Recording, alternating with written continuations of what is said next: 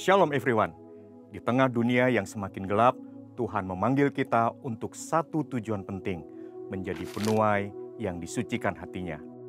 Dalam Voice of Pentecost kali ini, kita akan membahas bagaimana panggilan ini relevan untuk kita semua.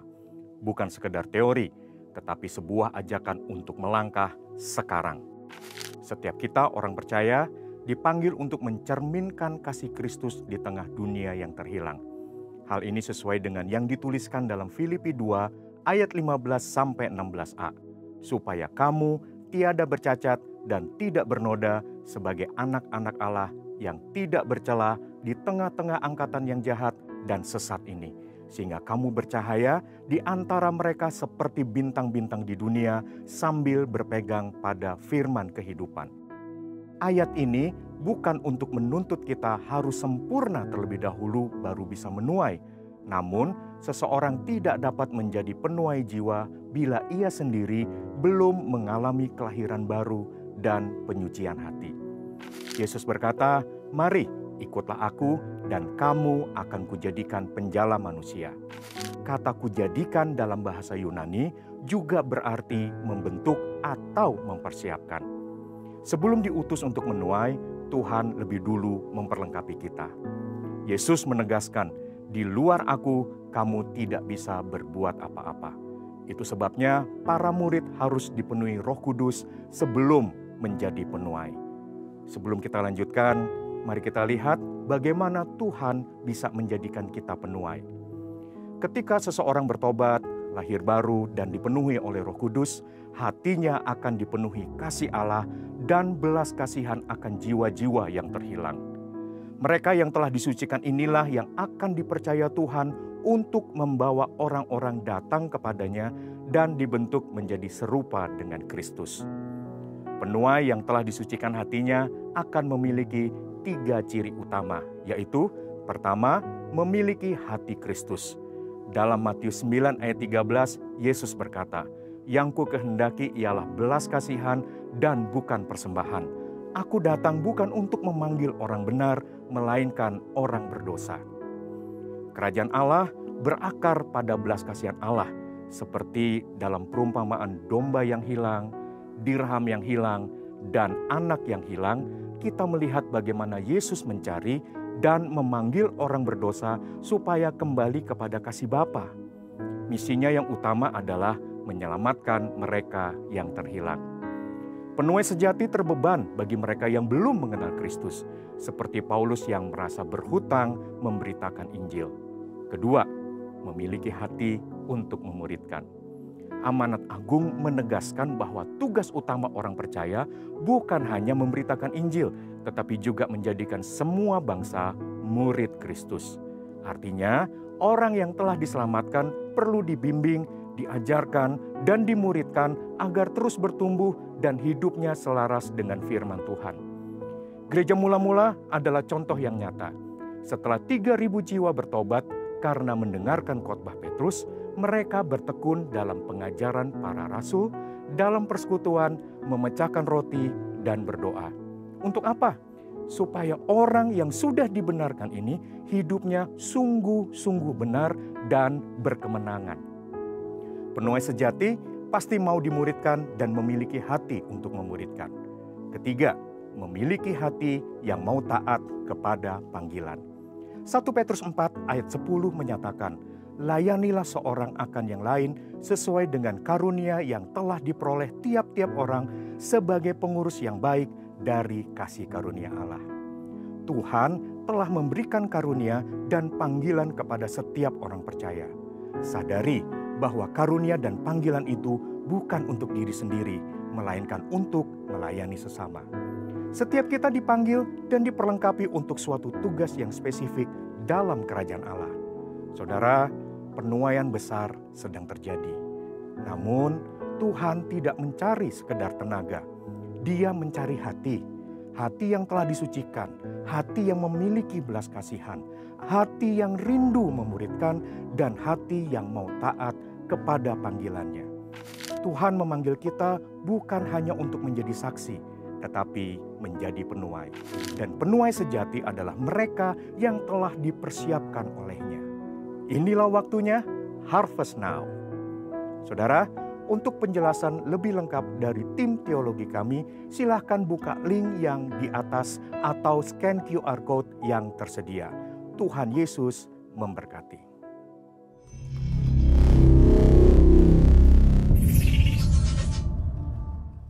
Bapak Ibu yang dikasihi oleh Tuhan, topik khotbah hari ini ialah jagalah hatimu. Kenapa kita penting menjaga hati? Karena hati itu adalah satu pusat kehidupan. Mari kita baca dulu ayat firman Tuhan ini. Kita baca ayatnya dulu. Kita baca sama-sama yuk. 1, 2, 3. Jagalah hatimu dengan segala kewaspadaan. Karena dari situlah terpancar kehidupan. Katakan amin. Hati perlu dijaga, bahkan bukan hanya sekedar dijaga. Dikatakan dengan segala kewaspadaan. Wow. Luar biasa ini. Jadi berarti betul-betul dengan serius. Kenapa Bapak Ibu harus menjaga hati? Karena dari situlah terpancar kehidupan. Jadi ketika kita melihat seseorang, ketika kita bertemu seseorang, kita lihat wajahnya, ya. Wajah orang itu mencerminkan isi hatinya. Ya. Bahkan lagi sorotan matanya. Kalau kita lihat mata orang, itu memancarkan apa yang ada dalam hatinya. Makanya sebagai suami istri, perlu latihan. Siapa yang sini sudah menikah? Coba angkat tangan yang sudah nikah. Ya, yang masih ada pasangannya, coba angkat tangan tinggi-tinggi. Loh, kok cuma 2-3 orang yang angkat tangan ya? Sebagai suami istri, saya nanti coba, usul saya nanti di rumah, siapkan waktu ya, selama 15 menit aja. Suami pandang istrinya, matanya loh ya, matanya pandang terus. Saya percaya nanti ada sesuatu message yang Anda terima. Dulu waktu pacaran kan kita suka curi-curi pandang. Betul enggak? Sudah nikah begitu suami lihat, istrinya bentak lagi. Apa lo lihat-lihat? Istrinya bentak. Minta duit lagi lu.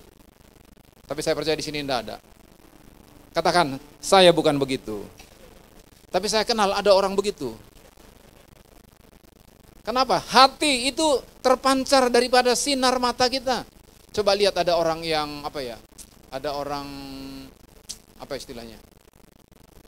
Katakanlah ODGJ, ya. Itu matanya itu sinar matanya lain, saudara-saudara. Nah, karena itu mari, karena dari situlah terpancar kehidupan. Oke, next kita melihat. Apa sih pengertian hati itu? Pengertian hati itu adalah pusat kehidupan, the center of our life. Jadi kalau senternya, pusatnya tidak baik, makanya semua jadi tidak baik. Makanya kalau dalam peperangan Bapak Ibu, saya bukan tentara, ya, tetapi sedikit mengerti. Kalau dalam ilmu peperangan, ya, ibu kota satu negara itu yang pertama dilumpuhkan. Bukan kecamatannya, apalagi desonya, bukan, itu tidak ada artinya. Tapi ibu kota itu yang pertama, target, the main target. Sebab apa? Kalau ibu kota sudah hancur, yang lain juga susah dikontrol. Karena dari sana semua, teknologi informasi, pusat data-data, semua diperintah dari pusat. Jadi pusat kehidupan kita adalah hati. Makanya perlu kita jaga. Apalagi? Pengertian hati itu tempat menyimpan yang baik dan yang jahat. Di mana kita simpan yang baik dan yang jahat? Ya, itu di hati. Misalkan jatuh cinta, simpan di mana? Di hati. Hatiku selalu teringat kepadamu. Siang dan malam, rinolan wengi. Ya, aku teringat sama makan, teringat kamu, tidur, teringat kamu, selalu teringat kamu. Kenapa? Jatuh cinta, berjuta rasanya. Betul? Kok enggak ada yang amin? Kok enggak pernah jatuh cinta? Tapi kalau saya lihat ini wajah-wajahnya ini pernah jatuh cinta. Betul kan? Kalau kita lagi jatuh cinta, aduh, mesti ingat enggak? Saya mesti ingat itu cinta pertama. Waduh, rasanya lagu wajibnya hanya satu, rindu, pokoknya bangun tidur rindu, kapan ketemu lagi, gitu ya. Cinta pertama. Tetapi ternyata bukan itu yang Tuhan beri, ya. Apa yang Tuhan beri itu yang terbaik. Yang percaya katakan yes. Nah, jadi kita baca dulu yuk Lukas 4 ayat 45. Injil Lukas 4 ayat 45 kita baca sama-sama 2, 2, 3. Orang yang baik mengeluarkan barang yang baik dari perbendaharaan hatinya yang baik. Dan orang yang jahat mengeluarkan barang yang jahat dari perbendaharaannya yang jahat. Karena yang diucapkan mulutnya meluap dari, makanya hati-hati mengeluarkan. Oh enggak apa-apa kok, saya hanya guyon, saya hanya gurau. No. Tidak mungkin keluar kalau tidak itu dari dalam hati. Ya. Jadi cowok-cowok jangan sembarang katakan, oh ini. Itu kadang-kadang hanya eros doang. Dia cakep, dia langsung berkata, gue demen lu. Langsung cari nomor handphonenya berapa sih cewek itu. Sudah dari itu kadang-kadang eros doang. Tapi bukan berarti eros itu jahat. Yang jadi eros jadi tidak baik kalau kita dikendalikan oleh eros. Coba kalau orang tidak ada erosnya, menikah. 5 tahun menikah tetap istrinya perawan, kalau memang masih perawan. Jangan-jangan kalau sudah tidak perawan ya, artinya tidak pernah menikmati hubungan. Kenapa? Kalau tidak ada eros kan. Jadi eros penting. Tetapi harus dikendalikan. Katakan harus dikendalikan. Nah, jadi artinya apa? Kita membaca dari firman Tuhan ini, yang baik itu disimpan dalam hati. Tapi yang jahat juga disimpan dalam hati. Orang misalkan sakit hati saya. Nah, itu kenapa? Nggak ada kan sakit pikiran saya. Sakit hati Bapak Ibu. Ada orang sampai hari terbenam, minggu terbenam, bulan terbenam, tahun terbenam. Bapak aja kalau merasa, sakit Pak. Ceritanya pun dia masih emosi banget. Padahal kita lupa. Efesus 4 ayat 26. Kalau kamu marah, jangan simpan amarahmu sampai apa? Sampai minggu terbenam, amin. Sampai, nah sering kita tahu ayat itu, tapi lupa ayat 27-nya. Ayat 27-nya apa? Janganlah beri kesempatan kepada iblis. Artinya apa? Kalau kita tidak menyelesaikan amarah, kecewa, jengkel, sampai matahari terbenam Pak, itu kita kasih kesempatan sama iblis. Yang ngerti katakan yes. Jadi namanya iblis, firman Tuhan berkata, iblis itu mengelilingi dunia ini. Siapa yang lemah dia mencari mangsa yang akan diterkam. Pernah satu waktu Tuhan istilahnya, hei si iblis, dari mana kamu? Aku dari sedang mengelilingi bumi. Coba, sini juga ada ini, dekat-dekat sini ada ini.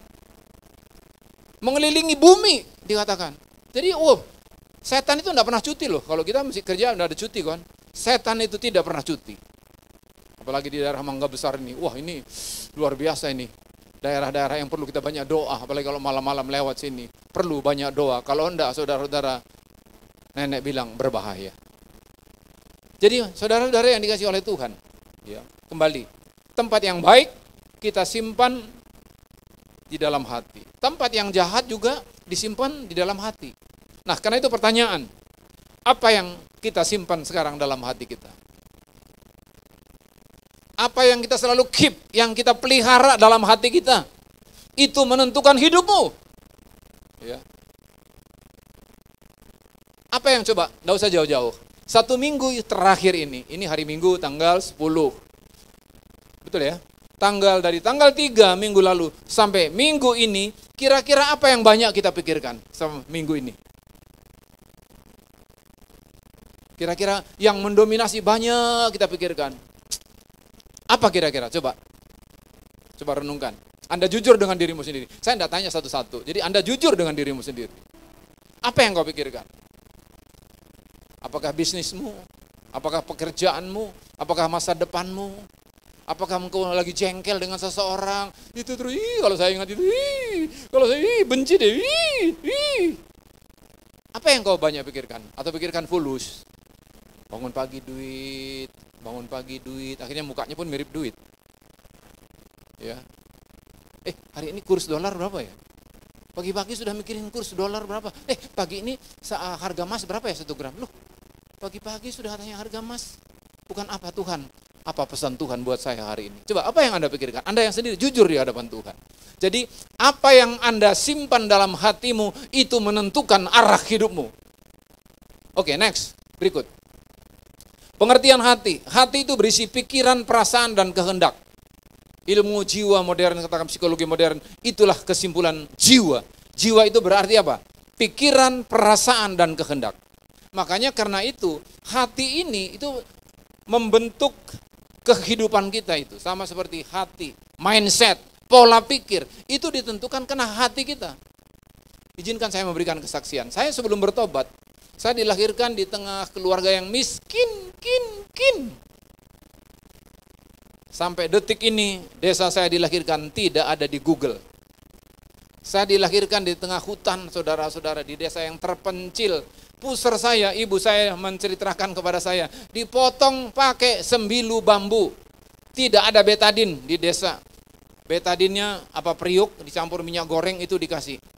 Supaya jangan infeksi. Tapi Tuhan bilang, anak ini tidak boleh mati. Sebab nanti tanggal 10 Agustus dia khotbah di Gajah Mada Plaza. Saudara-saudara, jadi saya sangat minder dulu. Ya. Mindset saya dulu waktu itu, orang yang tidak punya apa-apa tidak ada artinya. Itu mindset saya, belum ngerti. Ya. Orang tua saya miskin, ya. Saya minder. Senang sama tuh cewek, enggak berani dekati. Kenapa? Orang miskin mana berani dekatin cewek. Ya. SMP, SMA kan sudah mulai ini kan. Waktu SMP, anak sekarang mah SD aja sudah pacaran ya, anak SD. Lalu dulu SMP, SMA sudah mulai, iya. Tapi kadang-kadang mau ngomong, kenapa? Tiba-tiba ada suara, kamu jangan dekat-dekat, lu tahu diri, lu orang miskin. Itu mindset Bapak Ibu. Tetapi puji Tuhan, setelah saya ditangkap Tuhan, setelah saya lahir baru, saya berubah. Dulu rasa minder, tetapi setelah saya terima Yesus sebagai Tuhan dan Juru Selamat saya, ada rasa percaya diri. Saya berharga bukan karena apa yang dimiliki oleh orang tua saya. Saya berharga bukan karena apa yang ada melekat di tubuh saya. Tapi saya berharga karena saya adalah anak-anak Tuhan. Saya dikasihi Tuhan Yesus. Tuhan Yesus mau mati buat saya. Sebenarnya saya yang harus mati, tapi dia mau mati buat saya. Karena saya merasakan kasih Tuhan. Wow, saya masih ingat itu ketika satu camp, saya pulang dari sana. Waktu terima Yesus, begitu pulang saya lihat daun-daun pisang yang kering seperti bunga-bunga anggrek yang indah. Saya vokalnya tidak bagus seperti vokalnya WL tadi kan bagus. Tapi waktu itu, saya nyanyi terus, mandi pun nyanyi.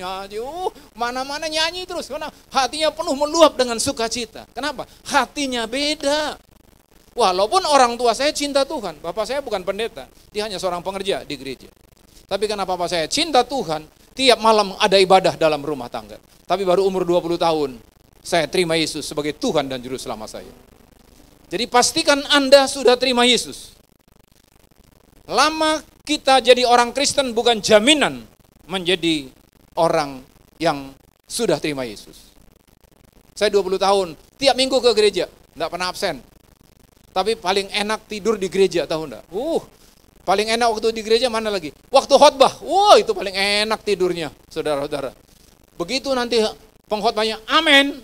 Kita seperti ada choir tanpa ada konduktor. Lega rasanya. Seperti khotbah itu kok rasanya beban banget. Kenapa? Belum ada Roh Kudus, Bapak Ibu. Ya. Tapi puji Tuhan, setelah saya terima Yesus, kami dulu ada persekutuan doa hari Jumat. Aduh, kapan lagi nih Jumat? Kapan lagi hari Jumat? Kita ketemu sama teman-teman. Kapan lagi hari Minggu? Bahkan waktu itu waktu yang terindah ketika firman Tuhan disampaikan. Kenapa? Pikiran, hati kita sudah dibaharui. Jadi hati itu berisi pikiran, perasaan, kehendak yang membentuk pola pikir kita, yang membentuk mindset kita, yang membentuk bagaimana kita bertindak, bagaimana kita bersikap, bagaimana kita berbicara, itu ditentukan oleh hati. Next. Nah, sebab dikatakan dari Markus 7 ayat 21-23, sebab dari dalam hati orang timbul, apa itu? Pertama, pikiran jahat. Yang kedua, percabulan. Apa beda percabulan sama perzinahan? Percabulan itulah dosa-dosa seksual sebelum menikah. Kalau perzinahan, dosa-dosa yang menyangkut seksual setelah menikah. Sekarang ini dosa-dosa seksual itu sangat banyak. Kalau dulu waktu saya masih SMP, masih SMA, ketika mahasiswa, itu masih jarang. Sekarang di handphone kita ini, kadang-kadang kita enggak buka. Lewat gambar wanita miskin busana. Laki-laki suka lihat wanita cantik. Kok ada yang amin? Setuju enggak Bapak-bapak? Atau ada di sini, saya enggak suka Pak laki-laki. Saya enggak suka lihat pria, saya enggak lihat wanita cantik. Saya suka lihat pria ganteng. Wah, ini perlu konseling. Jadi karena itu ibu-ibu sini yang punya suami, berdandanlah, cantiklah di hadapan suamimu. Jangan hanya kalau mau kondangan, baru make up, baru saudara semprot sana, semprot sini. Tapi kalau di depan suami, udahlah biar aja lah, gua apa, itu kan lah gua suami gue deh, kagak lari. Saudara-saudara, dengar nih ibu-ibu, wanita yang sudah menikah. Pria itu suka lihat yang cantik. Jangan nanti suami mau kerja, kamu masih pakai daster. Pulang masih kerja, masih juga pakai daster. Ditanya, Mam, lu sudah mandi belum? Belum. Lu kenapa? Hemat air, Pak. Lu hemat air, saudara.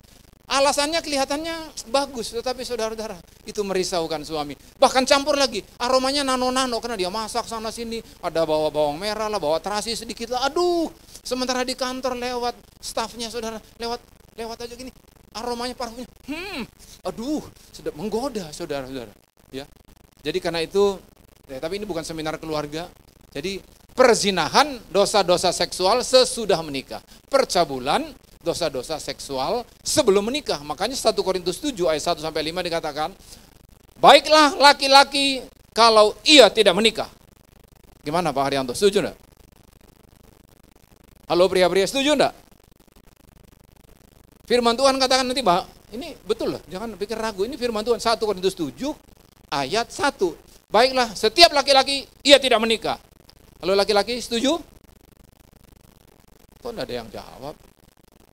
Setuju? Mau bilang setuju, gua udah menikah, dia bilang enggak setuju, itu firman. Jangan khawatir bapak-bapak, pria-pria. Itu belum titik. Masih koma, katakan masih koma. Lega. Tetapi mengingat bahaya percabulan, firman Tuhan katakan, baiklah setiap laki-laki mempunyai istrinya rame-rame. Tidak ada ayatnya. Istrinya, kok ada yang? Istrinya sendiri. Dan baiklah setiap wanita mempunyai suaminya sendiri, jangan istri rame-rame. Adam menikah sama Hawa. Di samping Hawa tidak ada Maria, tidak ada Marta. Hawa nikah sama Adam. Tidak ada si Amir, tidak ada si Ali, tidak ada si Yohanes. Hanya satu, artinya apa? Pernikahan yang diridhoi oleh Allah. Hanya satu Adam, satu Hawa, satu pria, satu wanita. Katakan yes. Jadi yang bagi anak muda yang masih belum nikah, kalau pacaran, biasakan pacarnya hanya satu.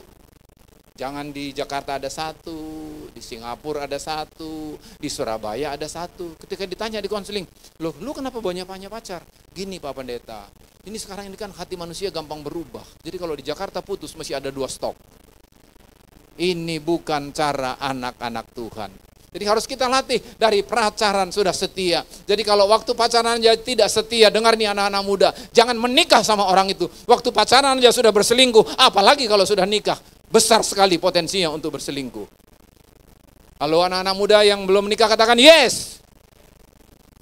Nah, berikut, apalagi pencurian. Mencuri itu bukan hanya ini ya, bukan hanya mengambil barang orang secara langsung. Artinya berkat yang untuk orang lain kita ambil, itu mencuri. Misalkan kita sebagai marketing, kita sudah tahu orang itu diprospek sama orang lain. Tiba-tiba kita datang lagi, karena dia keluarga kita, lu jangan mau dia. Itu namanya mencuri juga loh. Nangkap maksud saya? Jadi bukan kita, nanti misalkan kalau kita pikir ada barang orang lain, ada handphonenya, kebetulan handphonenya bagus ya, seri terakhir.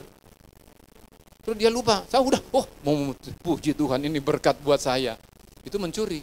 Tetapi mencuri itu bukan hanya seperti mengambil barang orang. Berkat yang sebenarnya bukan untuk kita, tetapi kita ambil, itu berarti juga mencuri. Apalagi dikatakan pembunuhan, keserakahan, kejahatan, kelicikan, hawa nafsu, iri hati, hujat, kesombongan. Dikatakan di situ, semua hal-hal yang jahat timbul dari dalam dan menajiskan orang. Nah, karena itulah makanya kita berusaha, jangan kita menyimpan yang jahat. Makanya Filipi 4 ayat 8, apa yang baik, apa yang indah, apa yang mulia, apa yang benar, apa yang enak didengar, apa yang adil, pikirkanlah semuanya itu. Itu yang kita simpan, itu yang kita simpan dalam hati. Makanya kalau suami, ya, suka kasih apresiasi sama istri, apa yang baik tentang istri. Pak, dengar bapak-bapak, kalau kita kasih apresiasi sama istri, ya, istri itu senang kalau kita, apalagi kalau bahasa kasihnya itu, dia senang kata-kata pujian. Dia senang. Kadang-kadang suami-suami, kami laki-laki, ibu-ibu, maaf ibu-ibu, atas nama suami-suami di sini, kami kadang-kadang laki-laki ini terlalu egois. Belum jamah hati, langsung jamah fisik. Sehingga kadang-kadang istri dingin, dipeluk sama suaminya dingin aja. Istrinya kayak dingin, kayak batang pisang, dingin aja begini. Kenapa bapak-bapak? Karena hatinya belum dijamah. Coba dijamah hatinya. Praktek deh. Langsung kalau dijamah hatinya, langsung dia berkata, jadilah kehendakmu. Jadi bapak-bapak sebelum jamah fisik istrimu, jamah hatinya. Ya. Apalagi kalau hadiah, bahasa kasihnya itu hadiah. Kasih hadiah, nggak usah yang gede-gede bapak-bapak, yang kecil aja berlian gitu. Langsung, ih suamiku memang enggak salah pilih gue. Ya. Demikian juga kita terhadap orang tua, anak kita terhadap kita. Anak kita mungkin bukan seperti yang kita harapkan. Tapi pernahkah kita belajar mengapresiasi anak kita? Bisa, misalkan katakan gini. Walaupun SKS jumlah IP-mu jelek, nak. Tapi papa sama mama tetap sayang sama kamu. Jangan kita katakan, karena dia cum laude, memang ini baru anak papa sama anak mama. Ini, wow. Jadi kalau jelek, saudara-saudara, anak itu merasa tertolak, sakit hati. Gua hanya berharga di hadapan papa, mama. Seperti kalau saya nilai saya bagus. Ada sekolah satu anak wanita, Bapak Ibu. Dia keluarga orang diberkati. Dari SD sampai SMA, dia selalu cum laude, terbaik di sekolahnya. Kemudian begitu dia mau kuliah, dia berkata sama papa mamanya, saya tidak mau kuliah. Pasti kalau saya juga nanti kuliah, pasti mama dan mama mau saya seorang cum laude. Saya tidak mau. Berhenti dia kuliah. Padahal dia orang pintar luar biasa.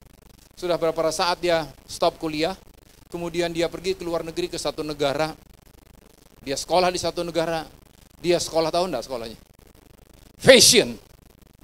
Bapak ibunya tidak setuju. Pasti bapak nanti kalau saya kuliah sesuai dengan keinginan bapak kan, saya mau juara. Kalau enggak juara pasti bapak enggak senang. Lebih baik saya pilih apa yang saya suka daripada apa yang bapak suka. Anaknya terluka. Walaupun dia nilainya bagus, tetapi papa orang tuanya hanya menghargai karena prestasi.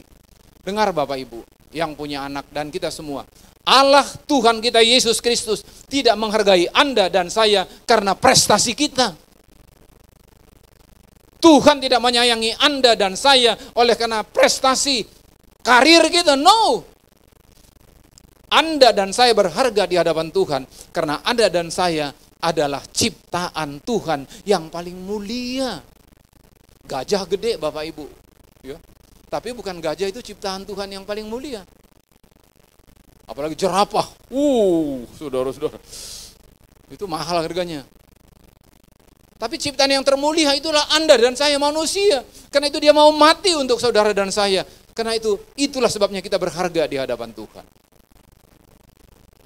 Kadang-kadang terintimidasi kita merasa tidak berharga. Ayo mari kita ucapkan, saya berharga di hadapan Tuhan. Satu kali lagi yuk. Sambil elus dada kita, saya berharga di hadapan Tuhan. Sudah 2 kali dengan ngomong diri sendiri, boleh katakan kepada tetanggamu sebelah, tunjuk orang, lihat matanya. Jangan lihat yang lain-lain ya. Lihat matanya, katakan kamu berharga di hadapan Tuhan. Kita berikan dulu kemuliaan bagi Tuhan. Haleluya. Next, PowerPoint-nya. Hati adalah pusat daripada intelek, ya. Bisa percaya atau bimbang. Coba kita baca dulu Markus 11 ayat 23. 2:23. Aku berkata kepadamu, sesungguhnya barang siapa berkata kepada gunung ini, beranjaklah dan tercampaklah ke dalam laut, asal tidak bimbang hatinya, tetapi percaya bahwa apa yang dikatakannya itu akan terjadi, maka hal itu akan terjadi baginya. Jadi hati itu pusat intelek, bisa percaya atau bimbang. Bagaimana supaya kita tidak ragu? Bagaimana supaya kita tidak bimbang? Kita selalu minta kekuatan dari Tuhan supaya firman Allah meneguhkan kita. Kita bukan berpegang oleh karena kita mensugesti diri kita, saya tidak takut. Ketika dulu saya SMA Bapak Ibu, saya belum lahir baru, Ketika saya dibesarkan di kota Medan, itu ada namanya Sungai Deli. Ya. Kalau musim banjir, kita para pria, cowok-cowok tanding Bapak Ibu. Siapa yang paling berani? Nah dulu itu saya itu nekat, bukan dengan iman. Masa laki-laki dia berani, saya juga tidak berani. Padahal saya tidak pintar berenang loh Bapak Ibu. Tapi karena merasa harga diri, dia laki-laki, rambut sama hitam. Wah itu nekat Bapak Ibu. Lompat, saya pikir waduh. Tuhan pelihara luar biasa Tuhan. Coba kalau hanyut saya dulu, airnya dalam begitu luas, begitu deras Bapak Ibu. Itu nekat, tetapi ini apa? Percaya bukan nekat. Percaya itu apa? Dasarnya apa? Ada firman Tuhan yang kita pegang. Itu namanya iman. Jadi bukan karena nekat-nekatan. Jangan nanti saudara salah ya. Tuhan akan menjaga, nyebrang aja di jalan raya, di jalan tol nyebrang. Tuhan akan melindungi saya. Itu namanya mencobai Tuhan. Ya, kita berdoa di rumah kita, coba rumah saudara, Tuhan akan menjaga rumah saya, malaikat berpasukan menjaga, rumah gerbang tidak dikunci, pintu tidak dikunci, itu namanya mencobai Tuhan. Tuhan tidak mengizinkan. Jadi bisa bimbang, bisa juga percaya. Tuhan katakan, sesungguhnya barang siapa berkata gunung ini beranjak, itu pernah terjadi loh, di Mesir. Pernah waktu itu raja memerintahkan, kalau dalam Alkitab kamu kan dikatakan gunung ini bisa pindah. Orang Kristen di sana itu dikatakan, coba kamu praktekkan. Kalau tidak, kalian semua kami bunuh. Mereka doa puasa Bapak Ibu. Dan betul-betul gunung itu pindah, saudara-saudara. Wah, luar biasa. Jadi artinya, kalau kita melakukan sesuatu, apapun kita mengerjakan sesuatu, kita harus dengan iman, percaya, jangan bimbang. Kalau melangkah, jangan bimbang. Kalau mengambil satu keputusan, jangan bimbang. Memilih jodoh teman hidup, minta sama Tuhan. Minta sejahtera. Satu sinyal dari kehendak Tuhan itu adalah damai sejahtera. Oke, next. Pusat hati. Hati adalah pusat perasaan. Hati yang mengasihi. Ulangan 6 ayat 5. Kasihilah Tuhan Allahmu dengan segenap hatimu, dan dengan segenap jiwamu, dan dengan segenap kekuatanmu. Kalau kita berikut lagi ada ayat yang lain. Dan kasihilah sesamamu seperti engkau mengasihi dirimu sendiri. Jadi artinya apa? Hati yang teguh dan berani. Jadi artinya apa? Hati yang mengasihi. Kalau kita lanjutkan ayat berikut, kasihilah sesamamu seperti dirimu sendiri. Kalau menurut ayat itu, mana yang lebih dahulu? Mengasihi orang lain dulu atau mengasihi diri sendiri dulu? Mana yang lebih dulu? Mengasihi diri sendiri. Loh, kalau mengasihi diri sendiri apa tidak egois, tidak sayang diri? Sebab kalau kita tidak bisa mengasihi diri sendiri, ini mungkin sering artinya kita salah. Apa artinya mengasihi diri sendiri? Mengasihi diri sendiri itu berarti kita bisa menerima keberadaan kita dengan segala kelebihannya, bahkan juga dengan segala kekurangannya. Coba nanti satu hari ataupun pulang dari tempat ini, coba duduk di rumah sebentar, berenung di atas meja.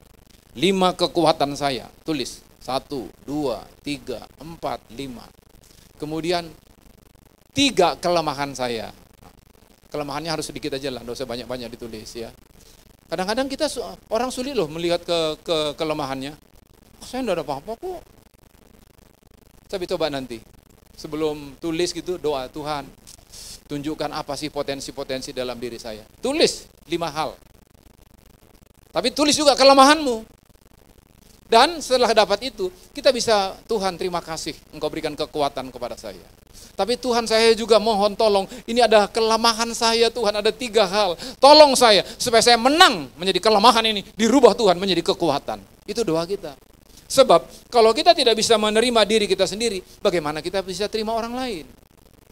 Artinya, kalau saya tidak bisa mengasihi diri saya sendiri, belum berdamai dengan diri saya sendiri, bagaimana bisa saya mengasihi orang lain?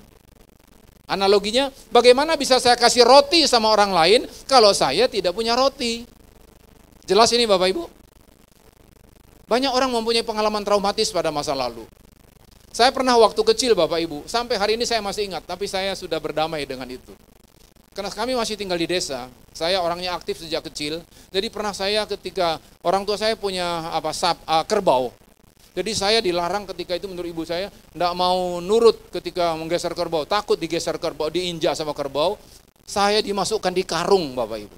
dimasukkan di karung, diikat karungnya supaya jangan lari guling-guling ke sana kemari. Waktu saya belum bertobat, saya kepahitan sama ibu saya. Masa saya dimasukkan karung, emangnya saya gunggung apa? Kok dimasukkan ke karung, saya pikir, aduh, saya pikir. Tapi setelah saya bertobat, saya berpikir, oh iya, ibu saya kan orang yang terbatas. Daripada anak saya diinjak kerbau, ya sudah lebih baiklah dimasukkan di karung. Saya tidak tahu pengalaman Anda pada masa yang lalu. Iya. Tetapi mari, kalau kita sudah bisa mengasihi diri sendiri, kita terima. Segala kekuatan dan kelemahan saudara, baru Anda bisa mengasihi orang lain. Jadi anak-anak muda, sebelum engkau terima dirimu sendiri, engkau belum berdamai dengan dirimu sendiri, jangan engkau menikah dengan orang lain. Loh kenapa Pak? Loh engkau mengasihi dirimu sendiri aja kok belum bisa, gimana mengasihi orang? Betul?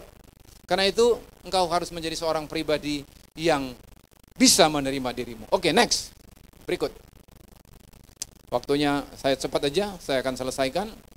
Hati adalah pusat perasaan. Mazmur 27 ayat 14 katakan, nantikanlah Tuhan, kuatkanlah dan teguhkanlah hatimu. Nah, kembali, kuatkan dan teguhkanlah hati. Kalau hati kita kuat dan hati kita teguh, persoalan apapun yang terjadi, kita bisa keluar sebagai pemenang. Katakan amin. Tapi hati kita kadang-kadang lemah, gimana Pak? Makanya ada beberapa hal yang membuat hati kita lemah. Pertama, mata. Hati-hati dengan mata kita. Sebab apa? Kemudian yang kedua, telinga. Apa yang dilihat mata kita, apa yang didengar oleh telinga kita, itu mempengaruhi hati kita. Betul apa tidak? Kalau Anda melihat yang tidak benar, coba. Kalau Anda melihat misalkan gambar-gambar wanita miskin busana, itu pasti mempengaruhi hati saudara. Kenapa? Apa yang kita lihat, itu yang kita ingini. Kadang-kadang kita lewat satu wisata kuliner. Makanannya enak banget. Sebenarnya belum lapar. Tapi karena makanan yang enak, jadi makan saudara-saudara. Ayolah sikat burung. Satu kali kok kita ke kota ini udah enggak apa-apa. Nah, karena melihat dan juga mendengar. Kadang-kadang hati kita terluka. Kenapa? Kamu dengar enggak? Ada cerita mungkin teman kita, ada gosip-gosip. Kita dengar. Jadi hati-hati. Apa yang Anda dengar dan apa yang Anda lihat, hati-hati, jangan simpan di dalam hatimu. Ya. Kalau memang itu hanya berita-berita angin tidak tentu arah, masuk kanan jangan keluar kiri, masuk kanan keluar kanan, masuk kiri keluar kiri. Katakan yes. Sebab apa? Apa yang kita dengar, apa yang kita lihat, itu mempengaruhi hati kita. Next. Hati adalah pusat perasaan, hati yang khawatir. Kekhawatiran dalam hati membungkukkan orang, tetapi perkataan yang baik menggembirakan dia. Kenapa kita sering khawatir? Karena kita ragu akan kuasa Tuhan. Kalau kita percaya akan kuasa Tuhan, kita percaya kepada firman Tuhan, kita tidak khawatir. Ataupun khawatir boleh. Ya. Saya pun kemarin sempat khawatir, ya. Tapi khawatirnya mampir sebentar aja. Tiba-tiba punggung saya sakit. Biasanya pernah sakit, tapi saya pikir hanya kena capek. Tapi kok ini berapa hari saya pikir, saya sudah pikir macam-macam dan susah. Saya hari Kamis malam Jumat saya susah tidur. Saya sudah overthinking, sudah mikir ini bagaimana kalau begini, sudah macam-macam. Langsung besoknya saya pergi ke dokter, konsultasi. Langsung di X-ray. Tapi puji Tuhan, dokter katakan tidak perlu dikhawatirkan. Wah, puji Tuhan saya pikir. Khawatir boleh mampir. Ya, enggak ada yang kebal khawatir. Sama seperti sakit hati, kecewa, mampir boleh, nginep jangan. Bikin hati galau. Coba di sini, sejak kecil sampai sekarang, ada enggak yang enggak pernah khawatir? Pernah kan? Tetapi kita mampir boleh, nginep jangan. Kalau nginep, itu bikin hati rusak, hati kita galau. Kan itu mari, hari ini kita melihat hati yang khawatir. Next, berikut. Apalagi hati yang rendah. Pikulah yang kupasang dan belajarlah padaku karena aku lemah lembut dan rendah hati. Dan jiwamu akan mendapat ketenangan. Bapak Ibu, saya mau tutup di sini. Orang yang rendah hati itu banyak berkat yang dialami. Dan orang yang rendah hati itu punya banyak teman. Apa bukti orang rendah hati? Ayo coba. Bukti orang yang rendah hati yang jelas kelihatan apa? Kalau orang yang rendah hati, buktinya yang jelas, gampang minta maaf. orang yang sombong sulit minta maaf. Sudah dibuktikan pun, ada bukti-bukti material. Waduh, ini bahasa hukum. Tetapi tidak mau mengaku. Karena apa? Somse, bukan sombong lagi, sombong sekali. Sekarang coba kita tes yuk. Ini suami istri kan banyak ini kan. Ini yang paling rendah hati siapa ya? Suami atau istri? Ini ada soalnya, jangan langsung dijawab dulu ya. Jangan buru-buru dijawab. Yang paling rendah hati ini kira-kira siapa ya? Suami atau istri? Ketika dalam perjalanan pernikahan kita, pasti ada pernah terjadi konflik kan? Jengkel nih, suami jengkel sama istri, istri jengkel sama suami. Ketika jengkel ini, gencatan senjata, tidak ngomong beberapa jam. Jangan sampai beberapa hari loh ya. Nah, ketika terjadi jengkel begini, siapa yang lebih sering ngomong duluan? Ayo jujur. Siapa yang lebih banyak mendahului percakapan? Kan suami sudah jengkel, istri juga jengkel, ya. Lama diam. Gencatan senjata. Beberapa jam.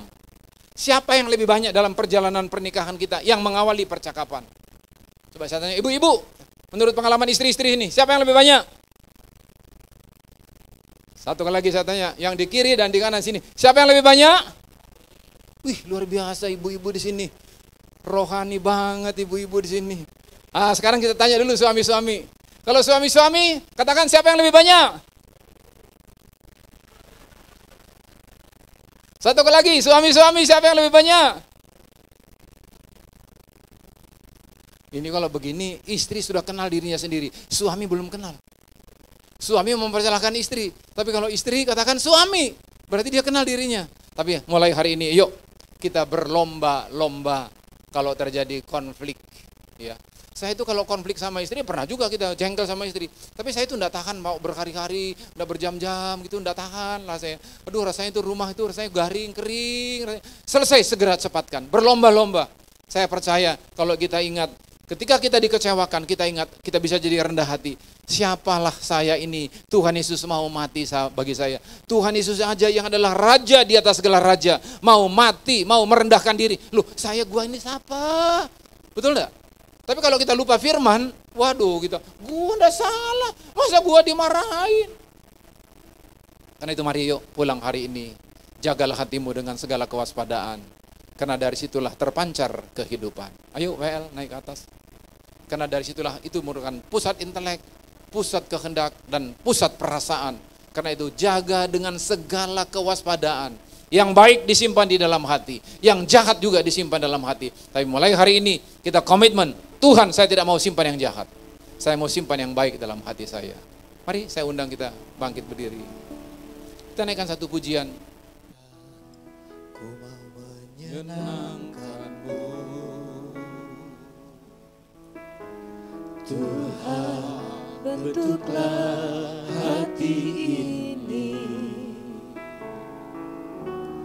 jadi bejana untuk hormat-Mu, cemerlang bagai emas murni. Tuhan, serahkan hatiku, semua ku berikan padamu. Tuluslah kita tulus selalu.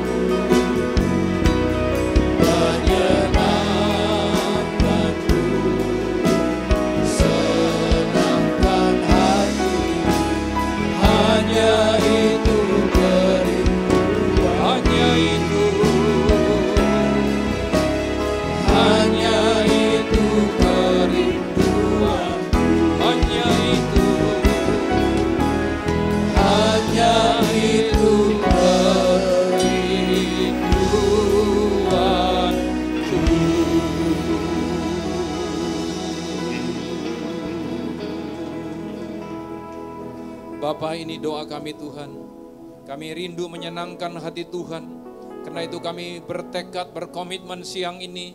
Setelah kami dengar firman-Mu, kami tidak mau menyimpan yang jahat. Kami mau menjaga hati kami, supaya hati kami menjadi menyimpan tempat yang baik. Menyimpan firman-Mu di dalam hati kami. Mari Bapak Ibu buka hatimu di hadapan Tuhan. Buka rohmu di hadapan Tuhan. Pesan Tuhan hari ini, jagalah hatimu dengan segala kewaspadaan.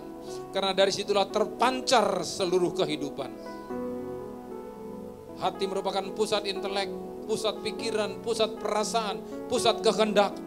Karena itu kalau hati kita tidak jaga, maka seluruh kehidupan kita menjadi tidak bisa memenuhi apa yang Tuhan rencanakan. Hidup kita menjadi hidup yang rusak. Karena itu mari kita bertekad hari ini.